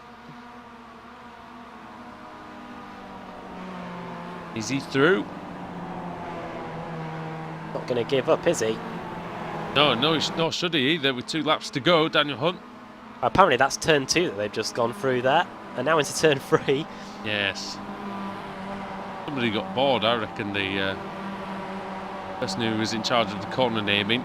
Wanted to give himself some extra work. I think they looked at the design brief and saw that they had to make 14 corners and went, oh, quick, we need to put a corner in there somewhere.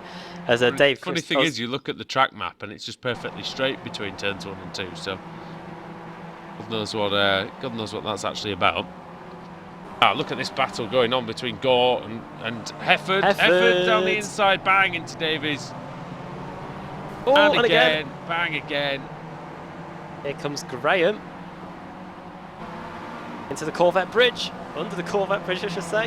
If they're going into it, something would have been something horrendously wrong when they were going into it. I wouldn't put it completely past them, but what happened to Ben Ackerson in the Club 73 Touring Car Championship the other night? He had a crash at 20 miles an hour and ended up flying off into the wall. So anything's possible. Oh, he's going on the inside, Hefford into the carousel. I'll tell you what. Fifth. Well, Davis is out on the outside with all the crap and rubbish, all the debris. It's been pushed out there. And yeah, that's a clean pass in the carousel. Fantastic move by Steve Hefford. I wonder if Davies is thinking of Canada Corner here, Adam. Oh, that's close. Yeah, Hefford running into the... Oh, in the background. Smash goes Foster Matern. That is the end of Matern. Yes, there's also been reliably informed there's the Corvette bridge on this track. There's also the cheese bridge and the sausage bridge, which is completely true. Correct, yeah. We're not making that up at all. So not only is there made up corners, there's bridges named after foods. Is the cheese bridge the one that goes into the carousel? Cheese bridge is on the main straight, and the sausage bridge is the one near the carousel, I believe. Reliably informed. Yes. Now here's a move from Robert Graham on Nathan Davies. Davies has already been passed by Hefford. He must have some aero damage on that car, Adam, because he's really suffering a bit out there as the Welshman. Yeah, well, the front of the car looks severely damaged anyway, and here comes Rob Graham. He's going to take it away going into turn 1. And he is through, so that's Graham into 6th. As Chapelewski goes for 2nd on Dan Hunt as we start the final lap. Hunt's going to go around the outside, contact made, off goes Hunt. These two are battling for race 3, and he's going to come back on. I thought he was going to slide into him then, but Chapelewski tried his best to make sure he didn't gain too much ground out of that contact. Going to let him through? He's going to let him back past? Or is he defending? Well, we'll see. This is all allows Richard Gore to close in. Oh, look at Davies and Graham in the background as well. So we'll see what happens here. Gore down the inside of Hunt, but Hunt manages to hang on just behind Stellion.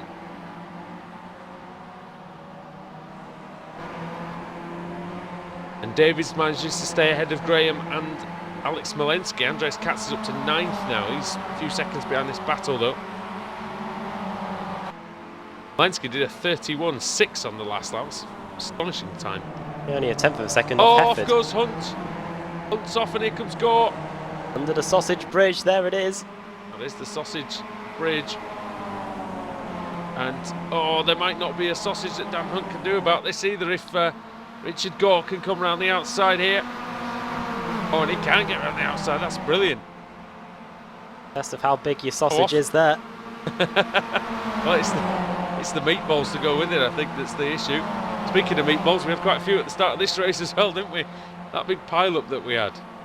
Oh, this is brilliant, the battle for 2nd place. Does this mean we're getting fired again? It probably does. As here comes... Oh, that is brave by Hunt round the outside. Chapelewski went up the inside and just could not get it done. Daniel Hunt, brilliant. He's probably going to survive this now. So here comes Gore on his teammate through, Chapelewski off, and Lauritsen is coming up the hill. And he's going to win the race surely now. Alex Lauritsen going to take the race victory in race 3. Who's going to finish 2nd? It's going to be Daniel Hunt, and then it's going to be Cheppy, or is it Gore? It's going to be Cheppy. And then Hefford, and then Davies. Very close with Graham. Oh, just about took that one, didn't he? Yeah, Graham finishing 7th, just behind Davies. There was a gap about 0.04 of a second. Still very close behind. Max Wright and Stuart Atkinson were very close together as well. I'm amazed how close that race was, really, considering that big smash that we had earlier. We only lost, I think, one car after that huge smash as well. That was Matern going off in the kink. Yep. The 22 cars finished out of the 30 that started. Kip Stevens managed to do 4 laps. With that car how it was. 3 laps down though, that's 0 points. Is he still on a lap? Did he come across before? He's on lap 4. trying to figure out what. No, he didn't. He didn't start the last lap before. He won't be classified, I'm afraid. Yeah, he started lap 4 as the leaders crossed the line. So It probably wouldn't have mattered anyway, would it? Because he'd still been 2 down. well, apparently we still have to wait for him to cross the line until we get our official results handed to us, I believe. Oh, is that right? Oh, okay. Because he started his lap before they took the checkered flag. So Okay, well, we might as well. might as well run you through the order anyway. through the finishing order. I'm pretty sure he didn't. I'm pretty sure the leaders crossed the line first. But again, one of those funny little quirks, I guess. Oh, look at that! The car's in the air as he turns in. I think Does not look particularly easy to do. In fact, he's only got 1 minute and 45 seconds to actually get to the end of the lap, hasn't he? before he gets thrown out. Yeah. And I don't think he's going to do that somehow, do you? No, if it's a 2.5 minute lap when they're at racing speed, if he's doing 47 kilometers per hour. Yeah, I mean, he's got. No, I think he's. Goose is cooked on that one. Well, I mean, we'll see. So we can have him in the background as we discuss the final results. Then, if these indeed are the final results. Tell you what, if we had a medical car in iRacing, it probably would have lapped him doing its check of the circuit after the race. Running through the finishing order then. Race win for Alex Lauritsen, 7.8 seconds ahead of Dan Hunt, who gets a good result. Stelian Chepelevsky, another podium for him, being on the podium all night tonight. Then it's, oh dear, as he nearly rolled it. Really? Oh dear. Never mind the MX-5, it might be more like a Reliant Robin at this rate. Richard Gore, 4th. 5th for Steve Hefford, 6th Nathan Davis, 7th Rob Graham, 8th Alex Smolensky, 9th Andreas Katz, 10th for Tristan Bodis, 11th Steve Richardson, 12th Nick McCarron, 13th Max Wright, 14th for Stuart Atkinson, 15th Lee Barmer, 16th Michael Blake, 17th Simon Roden, 18th for Jamie Ayres, 19th for Mark Woodhouse, and then 20th after starting second on the grid, Peter Van Gool went off of course in turn 1 in that battle. However, he was able to escape pretty much unscathed. He got 18 seconds, Kip. 21st for Cesare Rizzo, Dave Christie 22nd, 23rd for Forster Matern, and then 1 lap down Colin Robinson. Scott Malcolm 2 laps down, the pole sitter.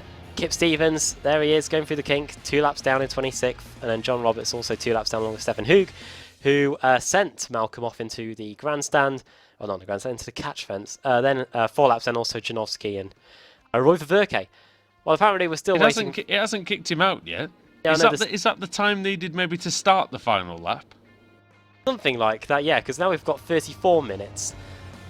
So that'll be, if you're on the final lap, you have to start it with the so many seconds after the final, after the cars cross the line, I think. So actually, to be fair, yeah, I think it basically means, Kip, you can do what you like, but you're Problem now is he's classified as 3 laps down. Yeah, he might be 2 laps down if he comes across. We don't know really. He would have been 2 laps down if he had crossed the line before that time had reached 0. But since he didn't do it in time, yeah, he's now been classified as 3 laps down.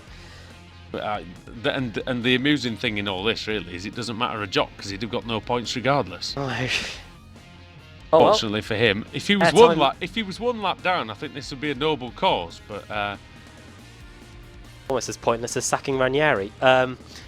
Nothing's probably as pointless as that, to be honest. They'll get Nigel Pearson back in, and then that'll be everything, won't it? As no. Some airtime for ProSim while he's at it. Yes. I mean, after all that, he's going in the pits. Going in the pits? Oh no, he's going to go for the line. He's going to go for the line. Go for the line. Come on, do it. Ricky Bobby style here. We've got the reverse grid wheel as well to do, so I think we'll do that as we see Kip Stevens going across the line. We'll see what sort of number we'll get here. We've got 24 cars that are classified. If it's a full, it'll probably be Colin Robinson.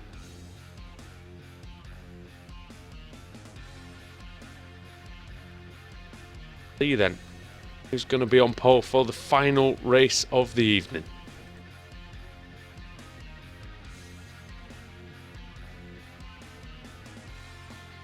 It's not Kip Stevens, it's Scott Malcolm. Okay. Yeah, that is Scott Malcolm, so he was on pole, he could be on pole again. It's more likely to be Colin Robinson, I think, because Malcolm was 3 laps down, but again, we don't always know. So we're going to find that out, I guess, when we come back. So join us again very, very shortly here on the iRacing MSA British Sim Racers Winter Series for race 4 of the evening. We'll see you in about 10 minutes.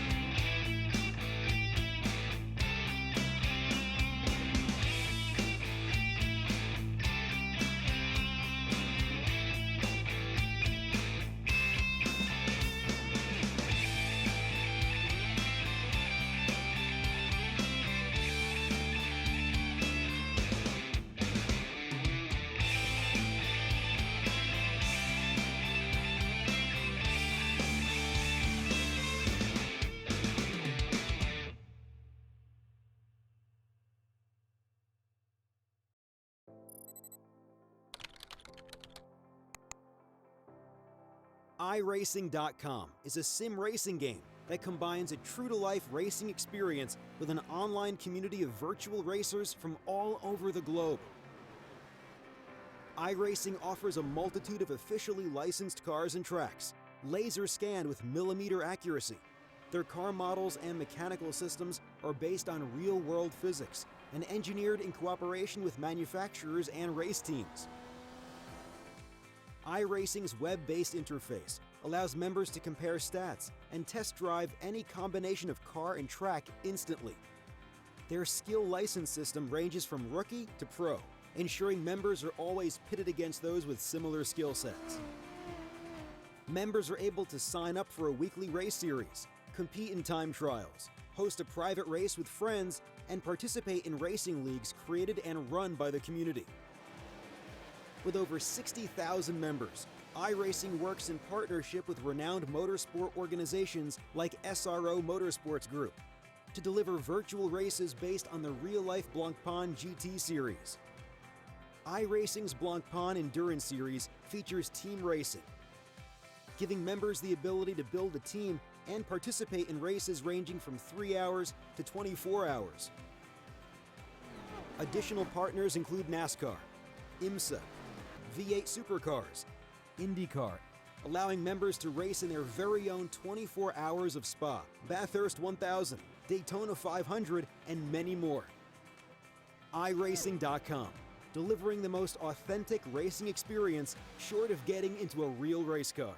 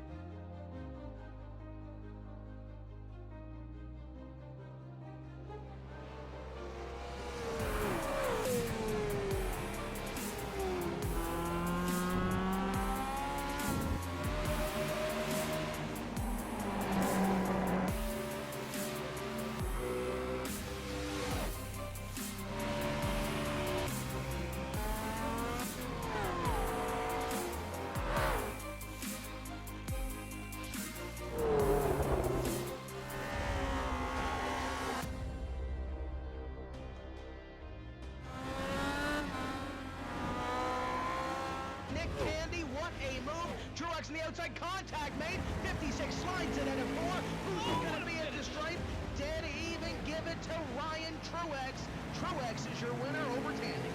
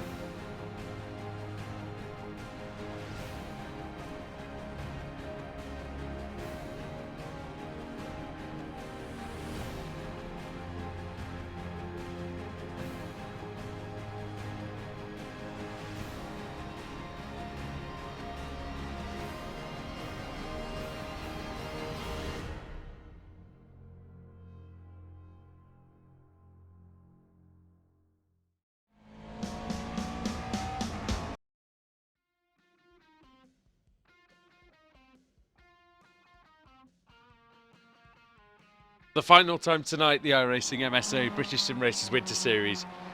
We'll start a race here at the Road America circuit in Wisconsin. Andrew Woodhouse, Adam Bath and Sam Kumo with you for Apex Racing TV.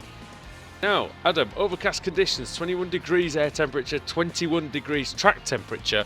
It's going to mean fast lap times, it's going to be fast and furious. Let's see if they've learnt their lesson for the first lap last week. Yeah, quite a few cars reversed for this one, I think, as well. And we saw a few big crashes the last few races too. And with the overcast conditions, the coolest it's been today, 21 degrees track temperature, 21 degrees ambient temperature, as well as it being overcast as well. The driver's going to have their work cut out for the first few laps as John Roberts skates along the concrete wall. His best Tony Hawk impression there, didn't he? That was a nose grind. Yeah, so one race to go. And I'll tell you what, they've only been 6 lap races, but they've been really eventful, really good.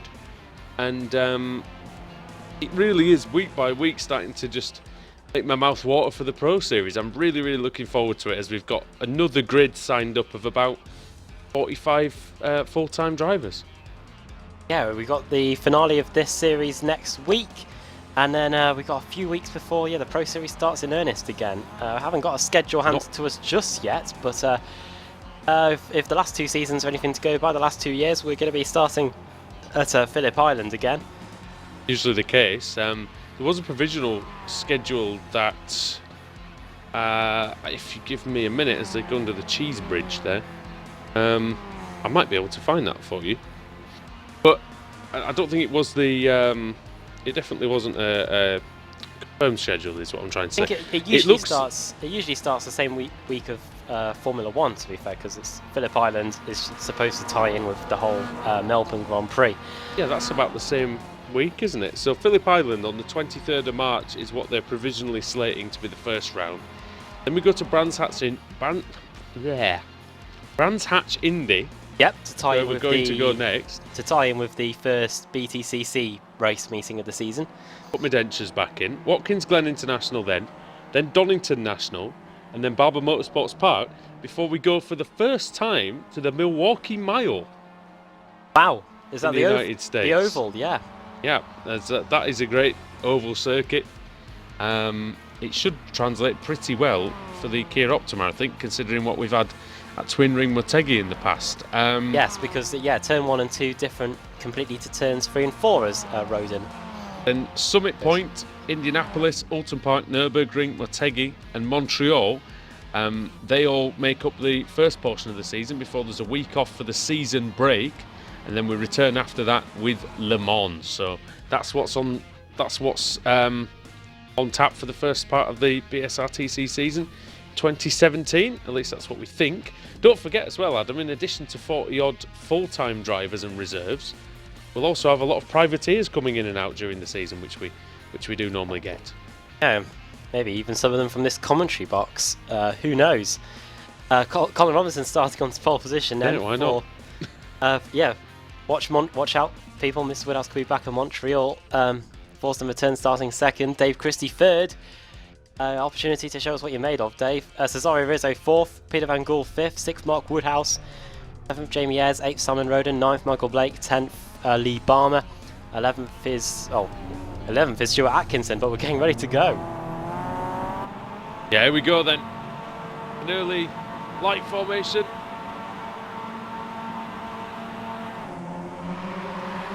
The green ones are on now. Quite a good start by Robinson. Look at Rizzo from the second row. He's got a nice run. He challenged into the first corner. It looks like Colin Robinson's hooked it up perfectly. Cesare Rizzo is on the outside. Mirror to mirror contact almost with Thorsten Matter. 3 wide into the first corner. Looks like nobody's learned their lesson ever. Rizzo went off and he came back on. Just ahead of 41. That's Peter Van Gool.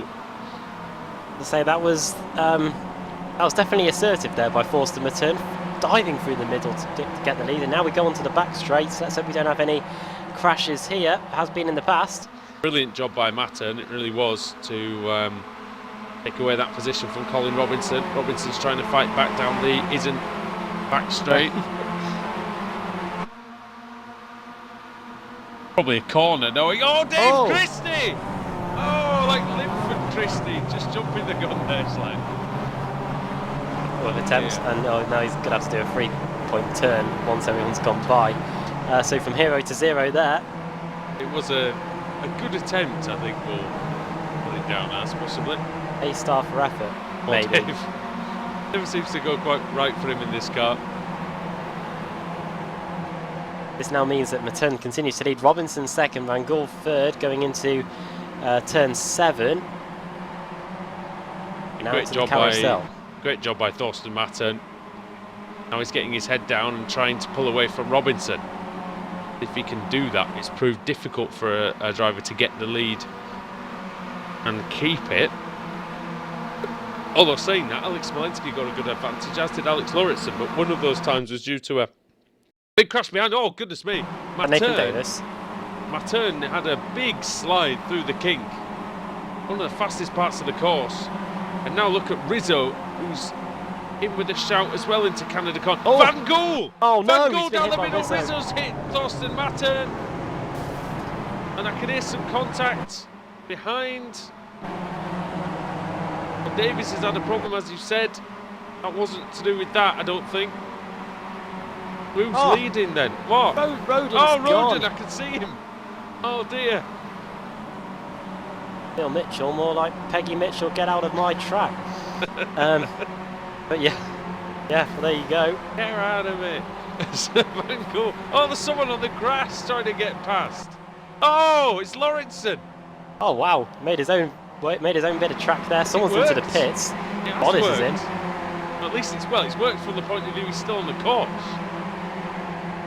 Don't cut the course penalty either, so there you go. 3 wide, He's perhaps. 3 wide with Hefford and Max Wright. Wasn't had the best of evenings. Oh, someone's off in front. That's Lee Barmer. Barmer, Hefford. Oh my word, has he not hit the tyre barrier? Or any other cars. No idea. Malensky up in the mix there as well as Andreas Katz. Now, Colin Robinson is under a little bit of pressure from Michael Blake. See what Blake can do as he edges closer and closer. Van Gool, Robinson, Blake, Rizzo. It's your top 4. Slight mistakes there by Van Gool and Robinson. Here comes Blake. Is he going to go up the inside into very tricky left-hand bend?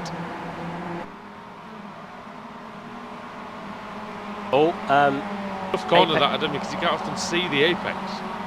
No, I always get it horribly wrong. But yeah, tough corner under the Corvette bridge. Battle going on between Hefford and Rizzo going into turn 7, and Matern and Lauritsen as well. They're about to go under the sausage bridge. There we go. Yeah, Matern getting smashed off of the lead. Forcing Lauritsen wide there. Matern's going to just try again. I think Matern's had enough, to be honest. Keeps getting whacked from no fault of his own pretty much all season. Oh, Lauritsen was very sideways. You can hear the tyres squealing. He'd had enough of that. 2 by 2 by 2 in the middle. Oh, Van Gool defending Still hard holding from Robinson. Blake's in there as well. Behind them someone's is in the gravel. Jamie Ayres, who's had a quiet meeting. That was Atkinson, I think, who was taking the scenic route. Robinson nearly went. He was able to rescue it, unlike Simon Roden did a lap Good save. ago. Good save by Robinson. But he's down to. He's nearly off again here. Has He's he got going to lose more damage? positions. He's struggling a bit. It's down the dirty stuff. It looks like. Oh, the few cars wide in the background as well. 28, Lee Barmer. And 35 Max Wright, was it? And there's an Automech car in there as well, Robert Graham. Graham was up near the front in the last race. Oh, this is very close, man. That was a late lane change by Graham, just right across the front of Lee Barmer. You have to be sure of that. He's going up the inside into turn 1, I thought, for a second. Oh, off. Well off there. Now that's the scenic route if you've ever seen one. Number 60, Julian Janowski. Well, yeah, he's in search limits? of... What limits? He's been pushed off there. He's on the grass now. Oh, but he's going to have to rescue he's going. Oh, he's managed. Oh, there we go. He's just about Can pointing it in the right direction. Smolensky through into second place, it looks like, but Van Where's he Gaal come might not from? give in. Yeah, he's up 15 positions. He's up into second now. Tell you what, when he's got his head on, Adam, he's so good.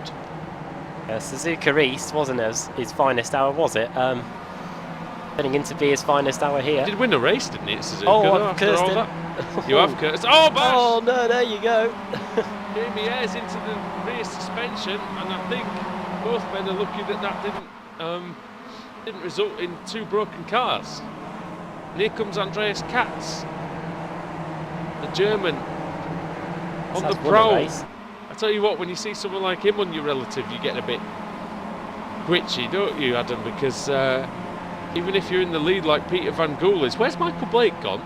How come he's down in 5th? So, Gone past me. Lauritsen up gone. into 6th. Let's see. Yes, Hefford was off in the carousel. Yeah, we were 3 wide going into the carousel. What happened here then? How did that all transpire? Oh, he was in the middle with Woodhouse to his left and Robinson to his right. And yeah, unfortunate for him. As Katz gets past Ayres, yeah. Katz through into 3rd. Smolensky having a look then through Thunder Valley. And Smolensky on Van Gaal for the lead. And he's going through, is he? Yeah, he and is. Katz is through into 2nd. That was quick. Don't waste any time. Oh, Smolensky wide. Van Gaal wide. Everybody wide. Everybody's wide. See what Peter Van Gaal can do in terms of hanging on to these guys now. Using that slipstream. Prodigious slipstream of the MX-5. Jamie Ayres having a look on his teammate. No team orders at Lemmings Racing. Tell you what though, it seems like a bit of a common theme, Adam, that what they should have done there really, oh, was off goes Robinson. What they should have done there really, mate, is kept single file and just got the best possible slipstream off these leading cars as possible. But in the end they attacked each other and look what's happened. Alex Lauritsen is trying to get through and they've lost about half a second to the leaders.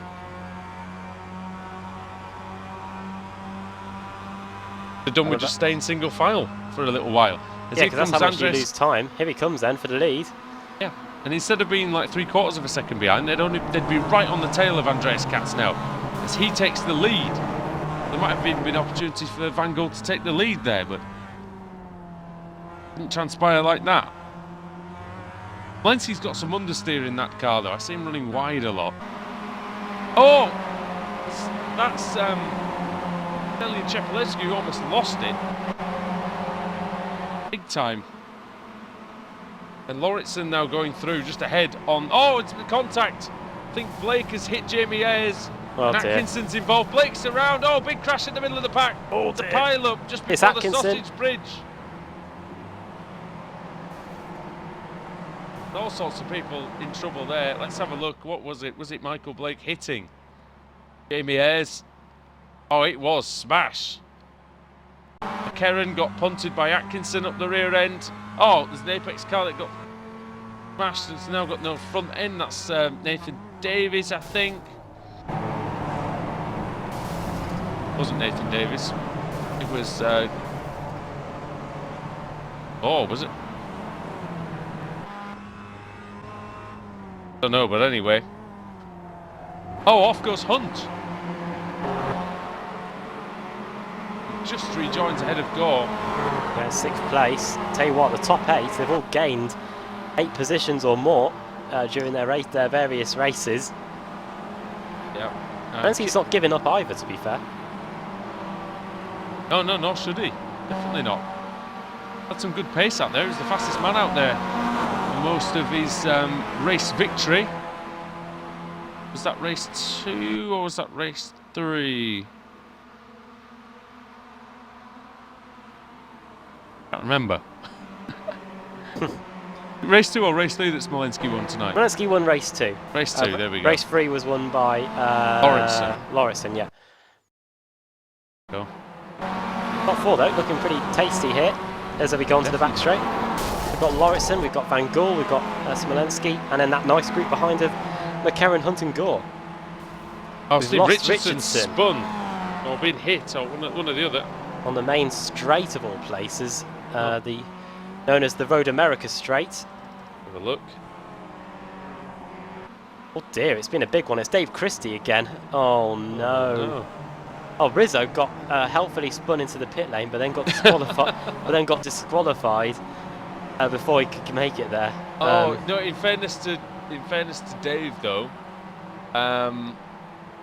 he saw a gap, and then I think it was Lee Barmer who was sort of drifting slightly left, and also Rizzo was drifting slightly right. The gap just closed. I mean, it's one of them. Oh my God! Sorry, we've had a funny situation here, Mr. Woodhouse. Jamie Ayres and Selin Shepelevsky. Cheppy does an Alex Smolensky on it and nearly rolls the car just by going over the curbs.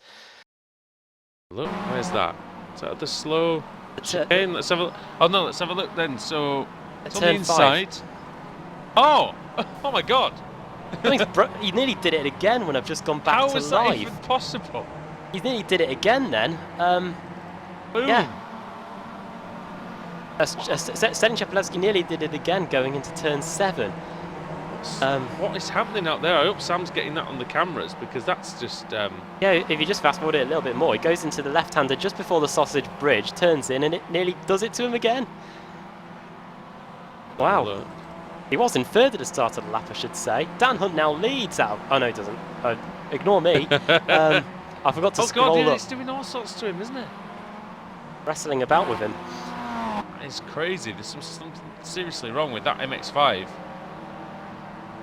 Seriously wrong. On to lap 6, the final lap of the race then, and here come the top 3, nose to tail, separated by 0.3 of a second. Three-way scrap then. Andreas Katz, Alexander Smolensky and Alex Lauritsen. It's the A-team, AAA. AAA, yep. But there's nothing minor league about these three. And Lauritsen looks like he's gone from third to first in the space of Again, a few metres. as he did in the first race. Here comes Katz. Oh, oh, they're so close together. Dear me, that was almost disaster, and such quick thinking from both of them to avoid that. Course of panel, Here comes Alex Smolensky. Onto the straight we go. He's so close to Smolensky. This could all end beautifully or in tears, one or the other. Up to you. It's in the fate's in your hands, Smolensky here. What the money's on here. Trying to make it 3 wide. Oh, is he trying to go through the middle? He could go for the inside. The inside's probably safer. Here comes All Alex waiting. Lauritsen. He knows that Canada corner's coming up later as Lauritsen goes up the inside. Lauritsen very late on the brakes. Katz, Carbon disc glowing. Here comes Smolensky now, taking advantage of Lauritsen with a bit of a bad line. There goes Smolensky. That was sensible driving, clever driving by Smolensky. He just took the easy route into the corner, backed off a bit, nailed his exit, got a position out of it. It's not hard, is it? Come on, guys, work together. Katz is escaping here at 0.6 of a second. He doesn't need much encouragement to clear off into the distance either, with just the carousel, the kink, Canada corner and Thunder Valley left. Exactly what he did in race 1 on that final lap as well. Chapelevsky wasn't able to get anywhere near him after he just got a few tenths of a second advantage. Had a bit of days of thunder out here tonight, I think, but also some fantastic racing. Let's see what this has got in store for us at the end. I don't think Smolensky can do anything about the German in front of him, but here comes Alex Lauritsen. Side by side into Canada corner, very late on the brakes, both of them. Not giving in either. Man, they're so close. He's still going to end up crashing, surely. Oh, so close. Lauritsen now gonna have to defend majorly. Nick McKerran and Colin Robinson both have just been disqualified, I think, on the final Here we lap. go, They're in then. 6th and 7th. It's not been his finest race meeting tonight, but Andreas Katz is going to win here at Road America. And the final race, Smolensky, is he out of fuel, is he? No. It's going to be a second race win of the day for Katz. I think Smolensky was out of gas, you know, at the end. He was stuttering over the line. Man, oh man, oh man. What happened to McKerran and Robinson? They were right up there for late on, so late drama for those two. It was going into Canada corner, it looks like. Let's have a look at Stelian Chepelevsky again, because we've just been told we can get it up on the screen. Going into turn 7, he's had another incident, has he? Oh, as Julian Janowski crashes. I think it was Julian Janowski who crashed off in front of him. Turn 2. Chepalevsky's on his way through the kink, on his way to Canada Oh corner. my God! No, down at turn 3.